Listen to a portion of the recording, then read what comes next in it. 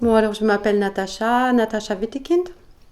Je suis d'origine allemande, mais j'ai vécu en France depuis l'âge de 13 ans. Et mon métier actuel, c'est naturopathe, mais j'ai un cabinet de naturopathie émotionnelle.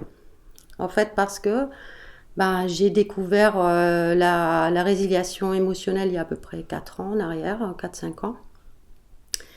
À l'époque, j'étais réflexologue plantaire.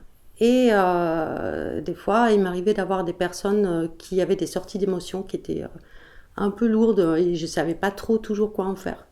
Parce que quand on est praticien, des fois on est préparé à accueillir, à aider les gens comme ça, mais on n'est pas forcément préparé à accueillir des grosses sorties d'émotions, quoi.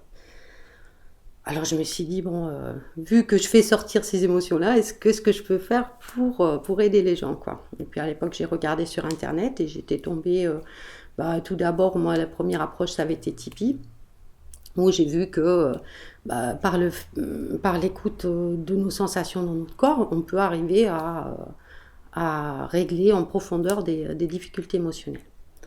Alors moi, je te cache pas que quand j'ai vu ça sur Internet, moi, j'étais vraiment hyper sceptique, d'accord, vraiment, comme beaucoup, on est beaucoup dans ce cas-là. Je me suis dit, soit c'est vraiment du grand n'importe quoi, d'accord, soit c'est génial. Parce que c'était tellement simple, ça avait l'air tellement simple, je me dis, bon. Puis j'ai eu la chance d'avoir une formation juste à côté de chez moi, où j'ai fait très vite, en fait, je me suis très vite formée, toujours dans l'idée que j'allais aider les autres. Au début, c'était dans l'idée d'aider mes clients. Et puis j'ai testé pour moi, j'étais super bluffée. Alors j'ai testé sur des petites choses au début, du style, j'avais toujours un nœud dans la gorge quand je devais appeler des clients, par exemple, un truc. Et puis j'ai fait une fois la technique, quoi. Et puis j'ai plus ce nœud dans la gorge. Je l'ai plus jamais eu depuis, quoi. Et puis de fil en aiguille, quand j'ai commencé à me faire former, moi j'ai accompagné beaucoup de mes clients d'abord en réflexo. Et puis j'ai été mordue vraiment par ce virus-là parce que j'ai vu que ça change vraiment, ça transforme des vies, quoi. Donc et je me suis dit, là tu touches à quelque chose qui est vraiment utile, quoi. Je me suis sentie beaucoup plus utile finalement maintenant dans l'accompagnement de la difficulté d'émotion qui sortait là, que dans le reste de mon travail. Et à cette époque-là, je faisais une formation de naturopathie. Et la naturopathie, ça permet d'avoir une vision un peu globale justement de l'être. Et l'émotion, elle fait beaucoup partie de cette vision-là, quoi. On a cette porte d'entrée de l'émotion. Et du coup, je me suis un peu spécialisée vraiment dans tout ce qui touche à l'émotionnel. Et la résiliation prend une très très grande place dans ma pratique.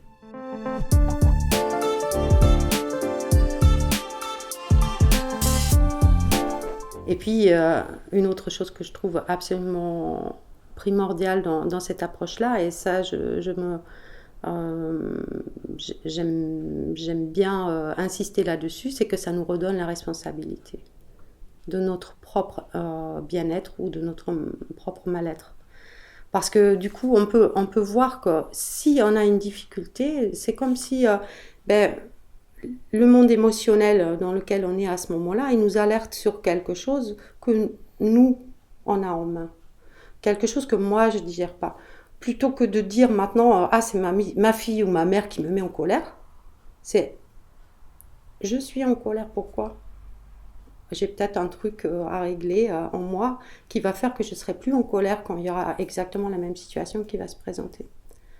Et ça, je trouve absolument important parce que ça change tout dans la relation avec les autres. Et ça a tout changé aussi pour moi-même, hein. Quand je dis au départ, j'ai fait ça pour mes clients et je me suis très vite rendu compte qu'au fait, c'est quelque chose qui m'a accompagnée dans ma vie et qui m'a permis moi-même finalement de faire ce que je fais aujourd'hui.